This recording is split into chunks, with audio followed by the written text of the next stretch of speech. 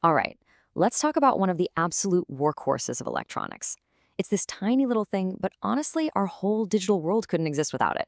We're going to break down exactly how this one-way gate works. So, to get our heads around this, think about it like this. What's the bouncer of the electronics world? I mean, imagine an exclusive club, right? But for electricity. You've got this tough bouncer at the door making sure traffic only flows in. Well, that bouncer, that's our diode. And that's really the heart of it. A diode is just this simple little device with two connection points, and it has one and only one super strict rule. Current can go through one way, but it absolutely cannot come back the other way.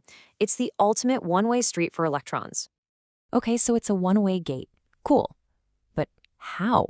How does this tiny thing actually pull that off? What's the secret sauce inside? Well, to figure that out, we've got to pop the hood and look at how it's built. So the whole thing starts when you take two special types of semiconductor materials. You've got your P-type, which you can think of as the positive side, and the N-type, the negative side. You bring them together and bam, you create something called a PN junction. And trust me, this junction is where all the action is. And the second those two materials touch, something really cool happens. Right there at the border, the positive and negative bits kind of cancel each other out, and it creates this empty zone right in the middle. That zone is called the depletion region, and that, my friends, is our gate. It's the physical barrier that's going to do all the work. Right, so we have a gate. How do we open and close it? It's actually pretty simple. It all comes down to how you hook up a battery to it. There are basically just two modes of operation, two simple rules to remember. Okay, rule number one is forward bias. This is when you want the gate open. All you do is connect the positive end of your battery to the P side. When you do that depletion region we talked about, it shrinks down and boof, the gate swings open and current flows right through. Now, what happens if you flip the battery around? That's called reverse bias, and it's the exact opposite. That depletion region gets wider, and it slams the gate shut. No current allowed. And that's really all there is to it. I mean, it's that simple. Connect it the right way, you get flow. Connect it the wrong way, you get nothing. It's a dead end.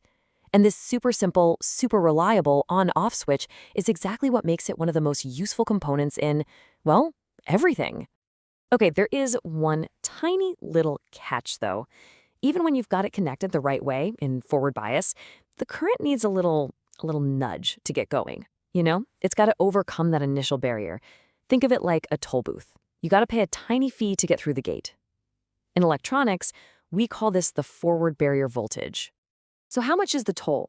Well, for most diodes you're ever going to see, the ones made out of silicone, that toll is about 0.7 volts. That's it. You just need to give it that little 0.7 volt push, and the current starts flowing like a river.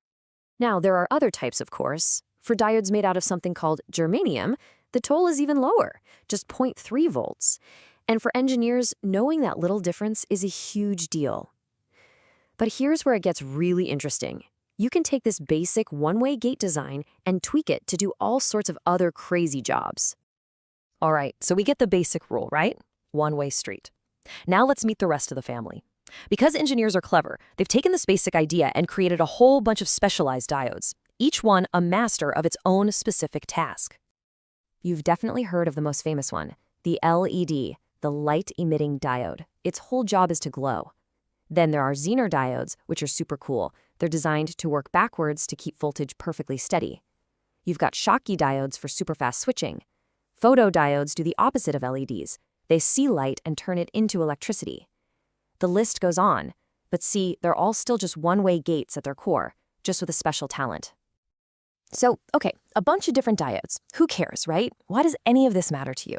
Well, because these little one-way gates, they are the absolute unsung heroes hidden inside pretty much everything you own that plugs into a wall or uses a battery. Think about your phone charger. How does it turn the AC power from the wall into the DC power your phone needs? Diodes do that. It's a process called rectification. Or hey, have you ever plugged a power adapter in backwards and your gadget didn't immediately fry itself?